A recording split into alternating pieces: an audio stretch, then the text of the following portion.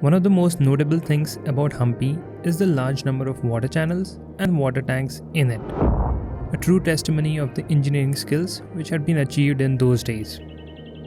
In today's video, we'll be exploring two such places called Kamalapura Lake and Queen's Bath. While you make your way to Queen's Bath, you'll pass a huge water reservoir called Kamalapura Lake.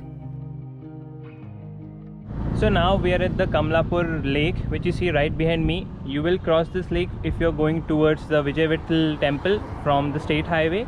Right now it's used for agricultural purpose, but it was built out back in the Vijayanagara times.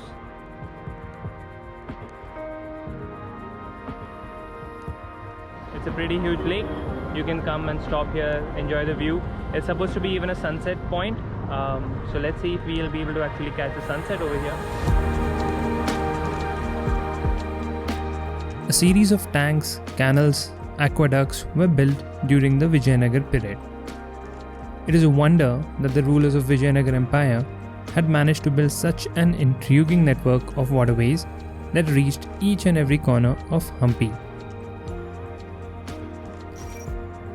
This particular water tank was built in the early 15th century and was not only used for irrigation purposes, but the water was also sent to the Royal Enclosure, Queen's Bath, and many other places.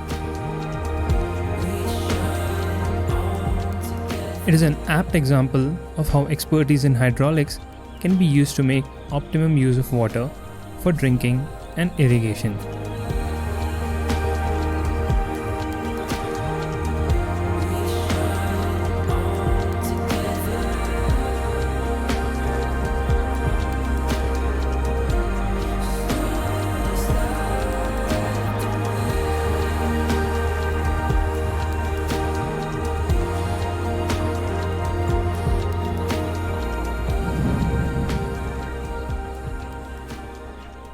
After the lake, you might encounter some roadblocks like we did, and soon you will reach Queen's Bath.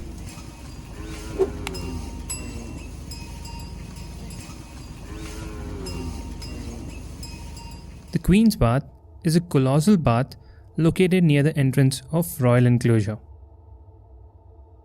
It is a large rectangular structure and has a huge contrast between the exterior and interior details. Discreet from outside, while rich and elaborate inside.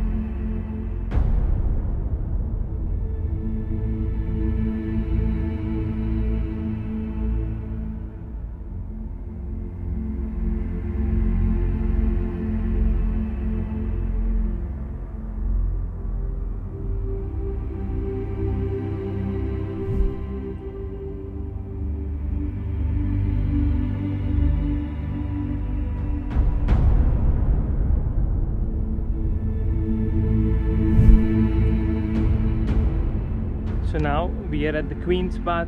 This is the structure where the queens used to come and bathe. And the only thing which comes to my mind as soon as we entered was symmetry, because every single structure inside is so symmetrical, which makes it look extra beautiful. It is so well thought out that throughout the structure, on the sides, you have this water canals like moat, where the water fills up during the rainy season, and when it's in excess, you have an inlet flow which will let the water come in the center. If you want to stop the inflow, you can keep the rocks, and that will stop excess water from coming inside. It's so well thought out that it just makes me wonder how intelligent the people back in those days were. You have these beautiful windows also throughout the entire structure, letting in fresh air and a lot of sunlight. When I entered the whole structure, the only thing which came to my mind was from the season Vikings, when Ragnar Lothbrok goes to Wessex and meets King Egbert for the first time. That entry scene is pretty much something like this, when King Egbert is sitting in his huge bathing area and then Ragnar Lothbrok enters.